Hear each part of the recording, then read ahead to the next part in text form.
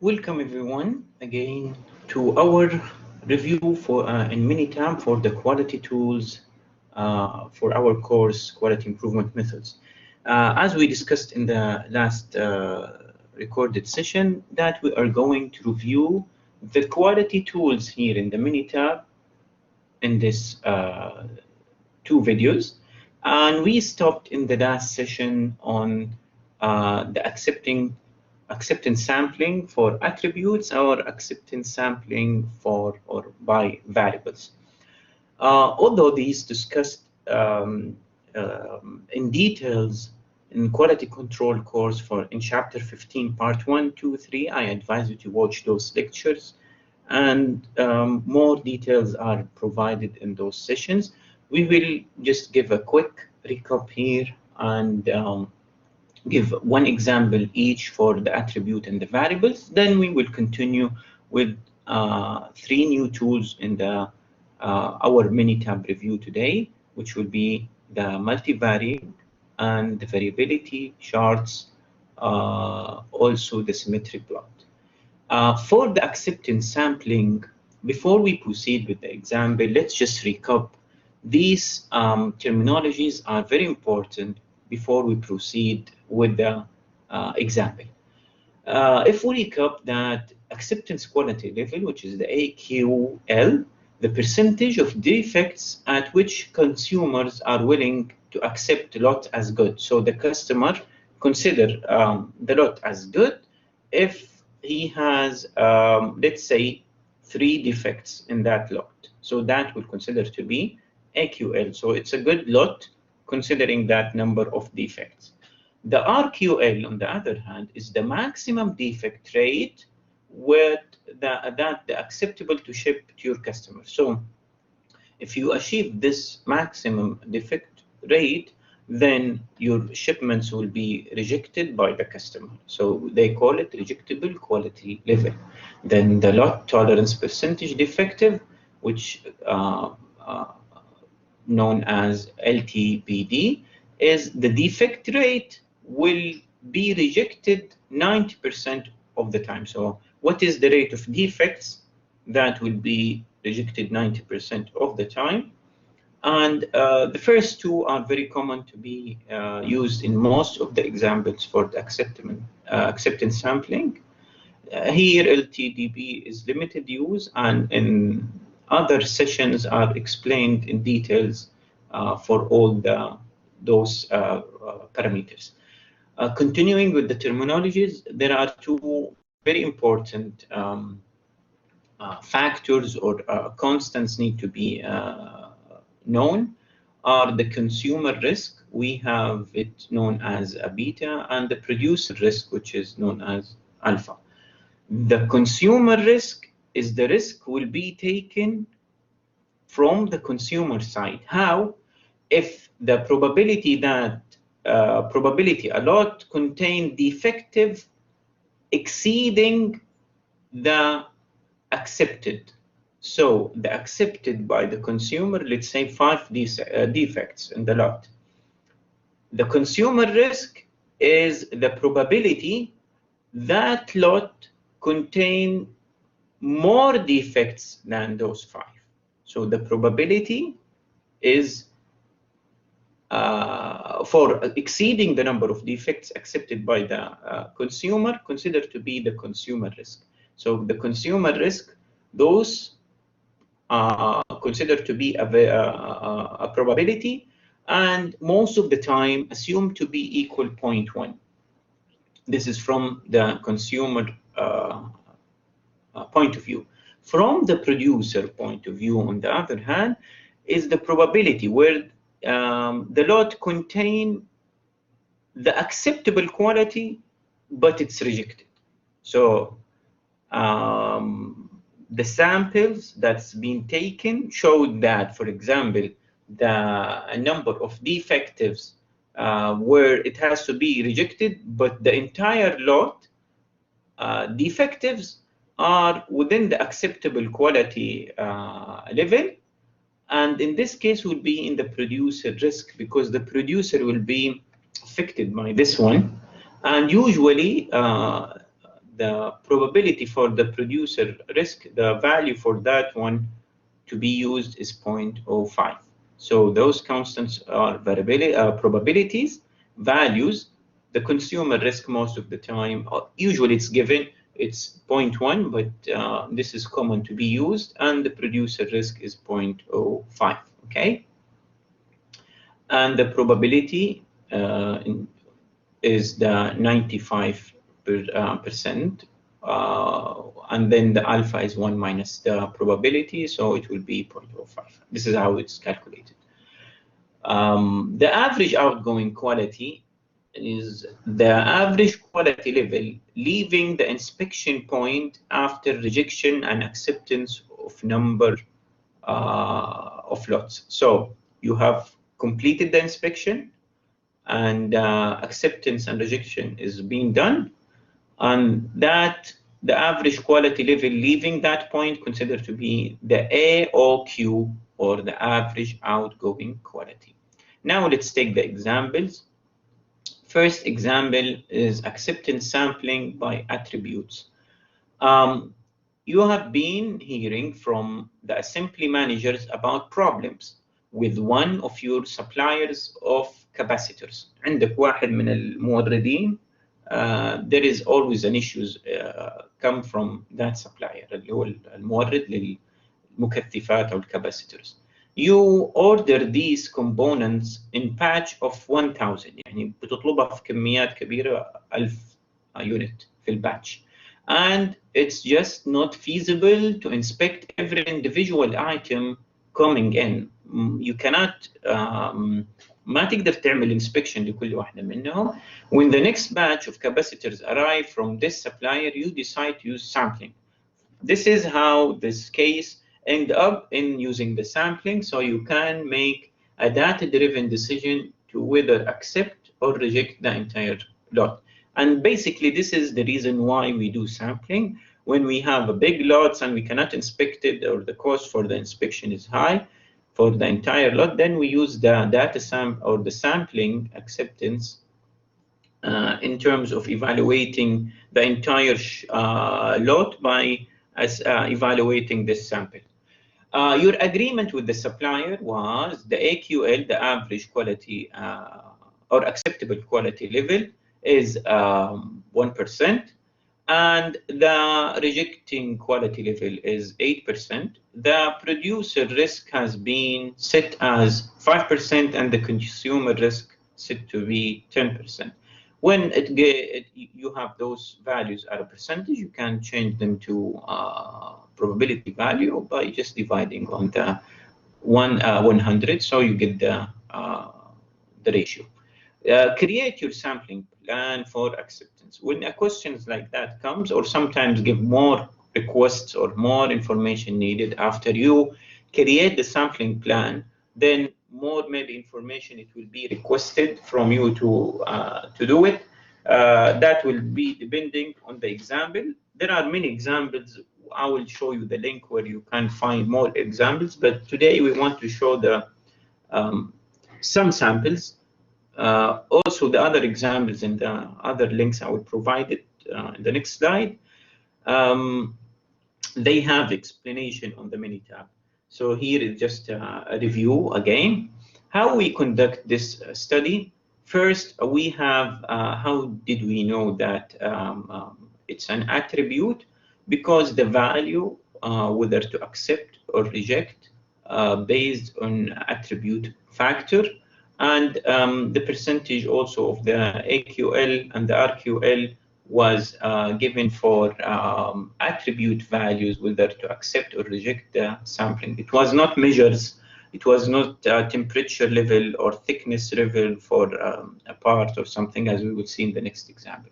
So what we do, we go to the acceptance sampling by attributes, and then we ask for create sampling plan, because we are not comparing here. We select also go or no go for defective, because here it's talking about accepting or rejecting those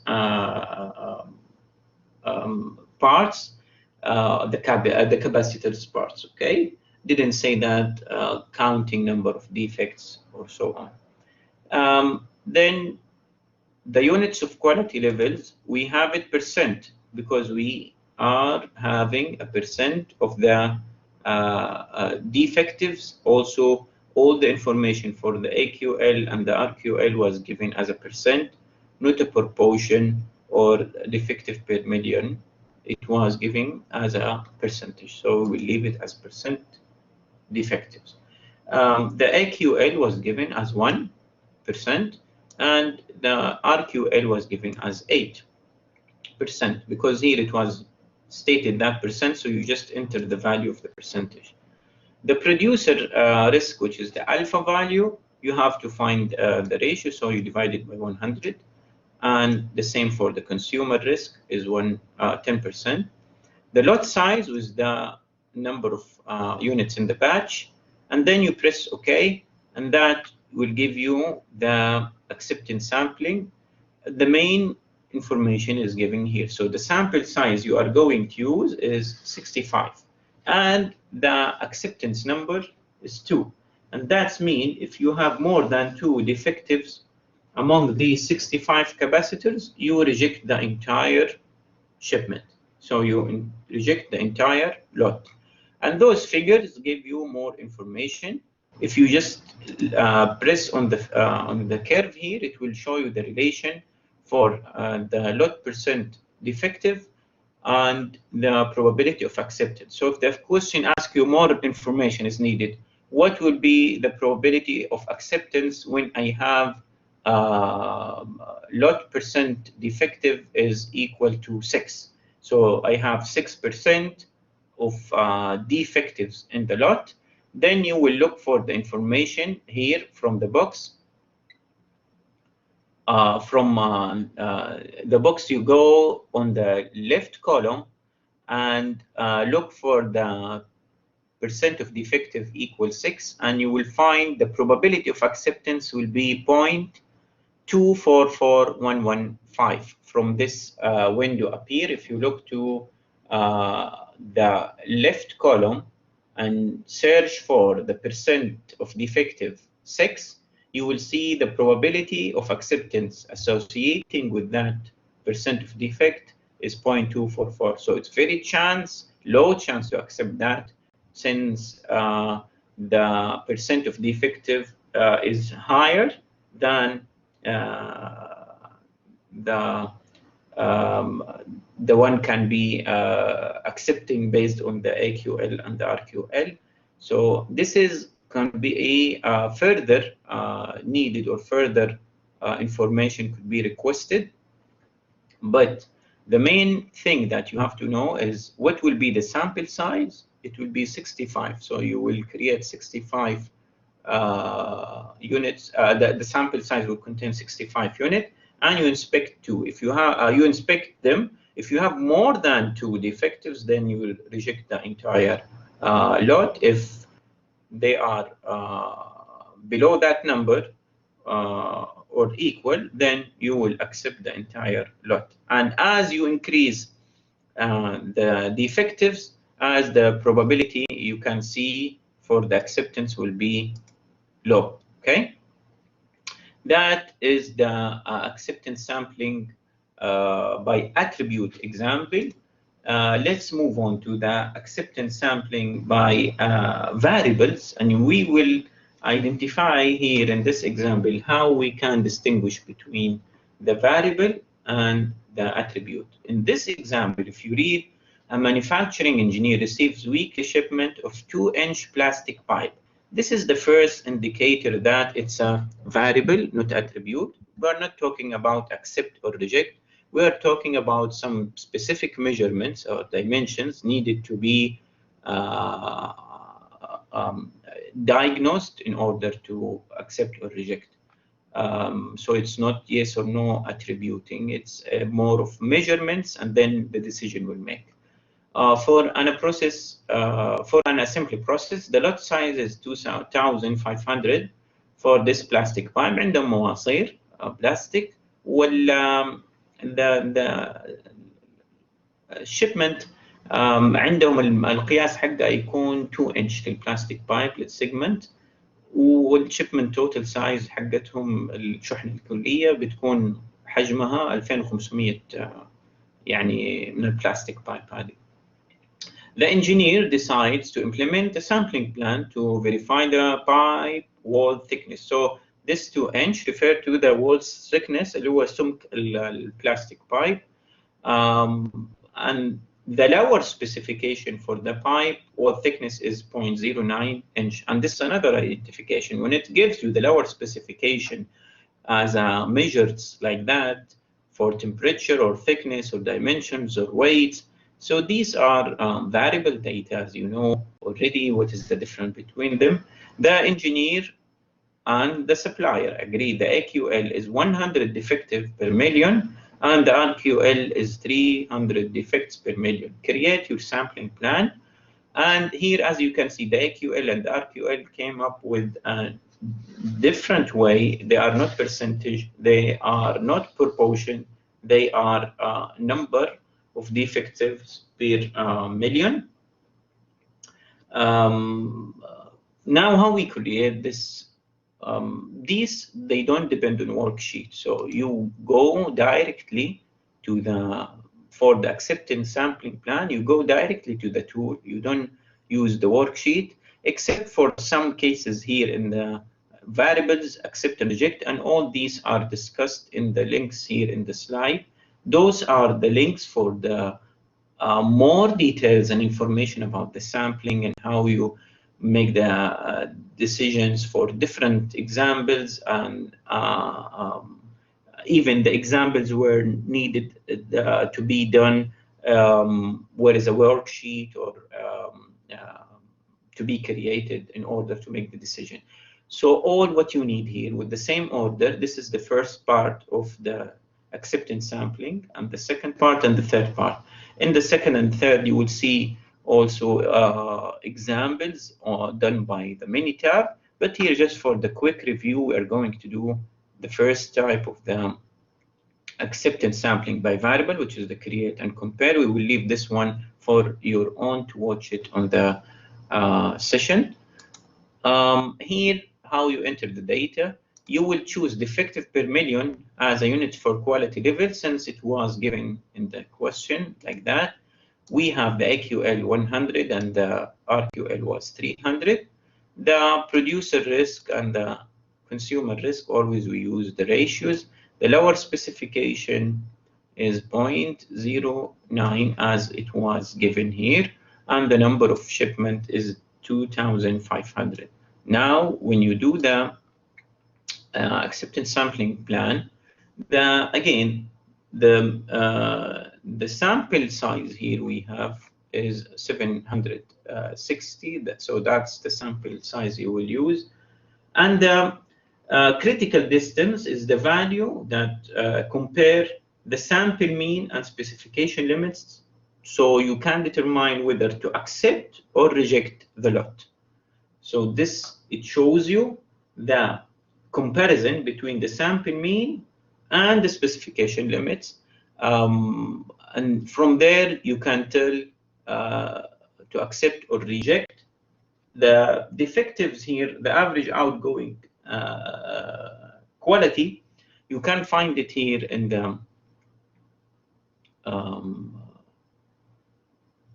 here, average outgoing quality, you can find it as 66 at the average, the acceptable quality level, and the average outgoing quality for the defect per million at the RQL is 21. Those curves also the same, you can use them to find the probability of acceptance at any number of defectives per million. So let's say I have 32 defects per 32.5 defectives per million, then the probability of acceptance is 0.999. Whereas if you have, let's say, 284.737 defectives per million, then the probability of acceptance 0.13, it will be that time. These are could be another question. After creating the sampling plan, it could be asking you a question: what is the probability, or the use in real life, what will be the probability of acceptance if I have this number of defects? So that will give you good information about it. In the extra sessions here, more details about the critical distance and how we get use this value and how we can find it. It's discussed here in the extra sessions. This is just to show you how we create the acceptance sampling for both variables and attributes. Let's move on to the new tools that we are going to discuss today, which are starting with the multivary chart and where we use it and what is the information that we can get from that chart. Let's find first the data that we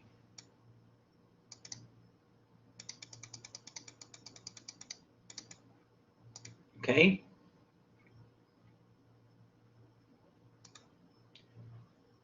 This chart, which you see it here, is used to look for possible trends and interaction in the data. Remember, the run chart also look for trends, but the run chart does not look for the interaction in the data. And this is how you distinguish between the tools and when you use each one of them. For example, here, an engineer wants to assess the defect of centering time on the compressive strengths of 3 different metals. So عنده 3 أنواع من المعدن and he wants to assess يقيم أو يحدد قوة التحمل في عملية أحد عمليات الميكانيكا هذه السنترينج. فعنده 3 different types and he wants to see how these 3 types are affected in terms of the strength based on the centering time. هذه centering process time في عملية تشكيل المعدن بتاخذ فترة زمنية. كيف الزمن وعملية نوع المعدن بيكون there is an interaction between them. So let's continue reading. The engineer measures the compressive strength of 5 specimens of each metal type. So he took 5 plates or 5 samples for each metal type at each centering time, 100 minutes, 150, and 200. So he took 5 metal samples for each one of those 3 different types. And he put it in this centering time process مرة for 100 minutes, one for 150, and one for 200. He asked you to create the multivary chart to look for possible trends and interaction, to find possible trends and interaction in the data. Is there interaction between metal type and the length of the centering time? How we can find that? Basically, you have the data that is given here. The centering time اللي هو بالminutes, the metal type refer to 1 اللي هو type 1, 2 for the type 2, and 3 for the third type. The strength is after using the centering time 100, the strength for that metal was measured to be 23, and for type 2 was 22, and so on. If you count here, each metal type used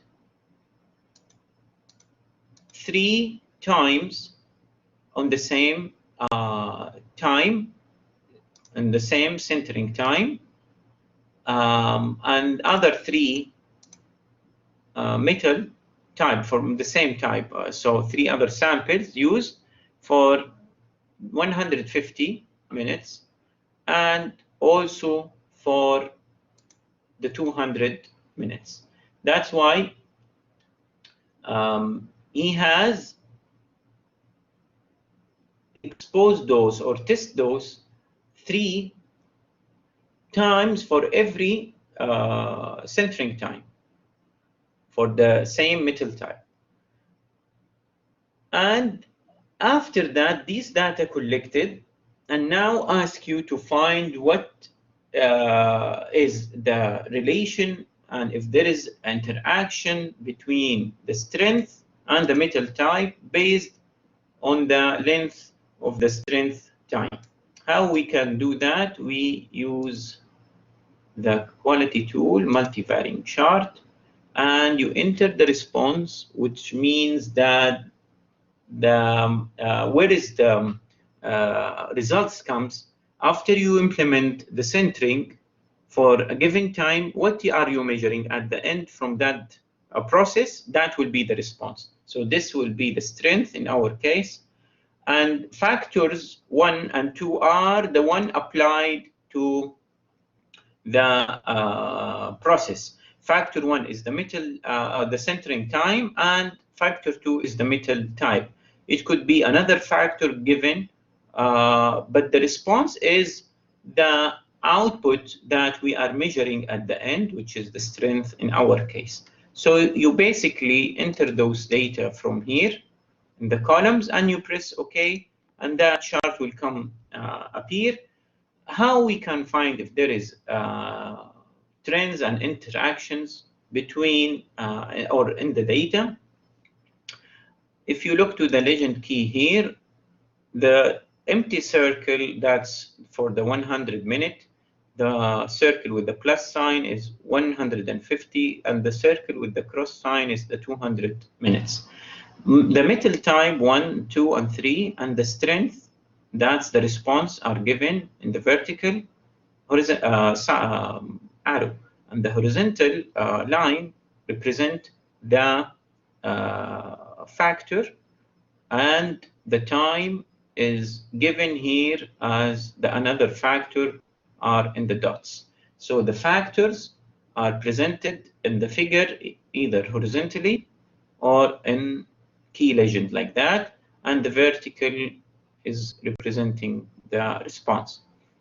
Now for the 100 minute for metal type 1, it was the highest strength, and by increasing the time, the strength become to the lowest, which is 70. On metal type 2, the highest strength was on the 150 minutes, not the 100. And then it decreased again in 200. The strength in metal type 3, the highest achieved at 200 minutes. And what does that mean? The highest strength for each metal type, it varies between them and they are not constant. So one of them achieved the highest on the 100 minute, and metal type 3 achieved the highest in 200. So there is a relation between them, between the metal type and the centering time in terms of the strength. So there is an interaction between them. The metal type affect the strength, so or let's say the strength affected by the metal type. And what was the evidence for that, or the proof?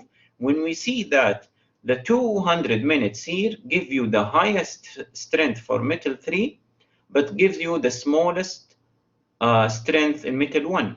So metal type 3, there is a correlation between the strength and the metal type. That a reason or an indication there is an interaction and trend between the among the data you have. The other tool, which is not really far from this one, actually it's an extended version, we can say, to the multivariate chart, which is the variability chart. If you look to the use of this chart is similar, shows the trend and interaction in the data in addition to the source of variability.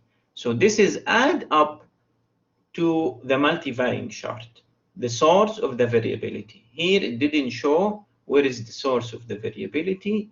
In the variability chart, you can do both. You can do studying the interaction, trends in the data, as well as you can see the source of the variability. And here is the trend. How is the time from 100 to 200 is decreasing, and here how it's increasing and then decreasing again, and the trend in the third metal, it's increasing all the time.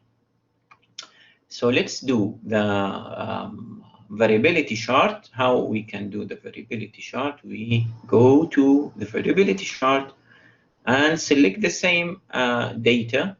The response will be the strength as we had here previously. Okay.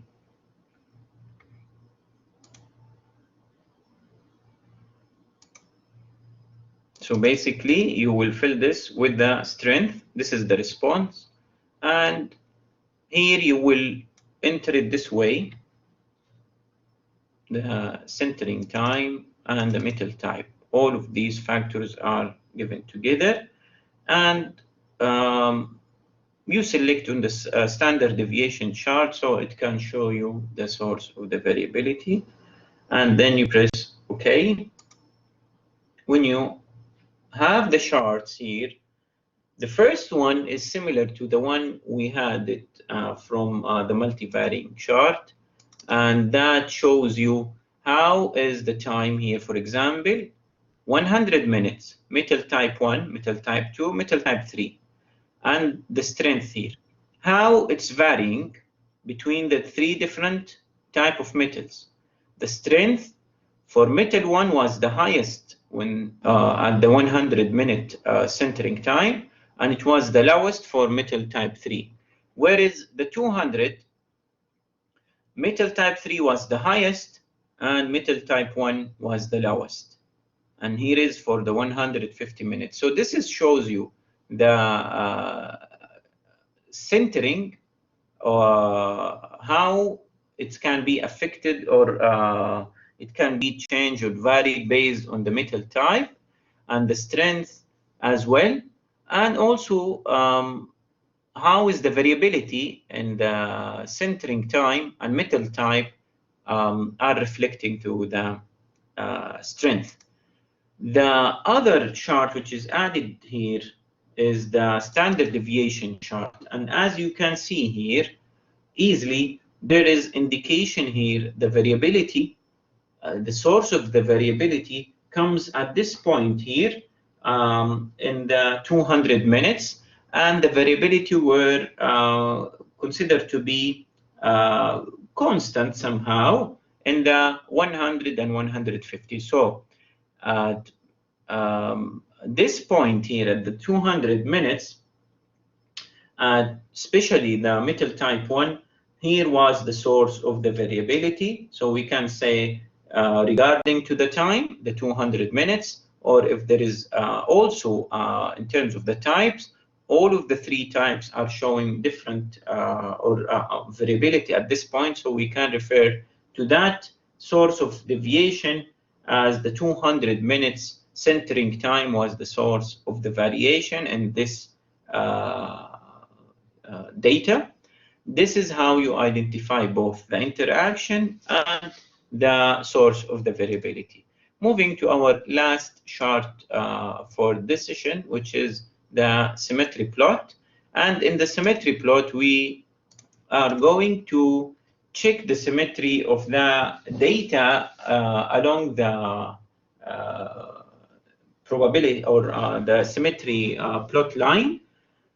Here, where we use it, in some examples, for example, like here, a very simple example for serial packaging line, they want to characterize the package filling process and to determine whether the sample data come from symmetric distribution, the engineer records the fill weights of 100 cereal box, use the symmetric plot to help the engineer in determining whether the sample data came from symmetric distribution or not. Just to check the symmetry of the distribution along the, we can say the symmetry plot. So both sides has to be symmetrical, and if you refer to it as like the normal distribution when the two sides are symmetric. How we conduct this? We have the data here given for the cereal packaging, and that was the weight for the cereal packaging box.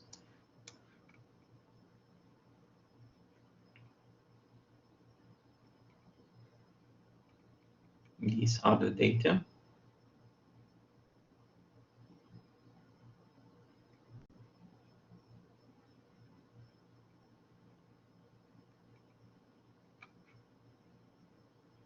Okay, so how we conduct it? We just go to the tool here and we press on the variable we have here, double click, and you just press OK. You can see there is a mild, we can say skew in the data here in this side, because the points don't they diverge from the line. You see how they are scattered here. We can see some skewness. So it is fairly symmetrical. We cannot say is not, because here they are smoothly along the line. You see how the curve is coming here up and then down and then up, down. Only in this side here where is a little slight divergence. So we can say that these points indicate a very slight divergence in the right side here of the histogram. Also, you can tell that here there is divergence from this side, where most of the data looks like symmetrical in both sides. Symmetrical اللي هو المتناظر، يعني لما تاخذ الشيء تقسمه لنصفين يكون متناظر من الجهتين. So here they look the same except for this little lower side here on the right. There is a mild skewness, but in overall it's fairly symmetrical. It's not really we cannot say that is poor symmetrical. It's fair symmetrical in this case. And these are based on the visual. You can tell about the symmetrical appearance in the plot. I hope this was very useful for you to explore and implement the quality tools in the Minitab. We have covered all these tools in the sessions. Please, for the process, for the accepting sampling, watch those videos here to explore more and practice more examples, also using the Minitab in how you conduct the acceptance sampling for both variables and attributes. I hope to see you soon in next video with a new topic. Thank you for watching.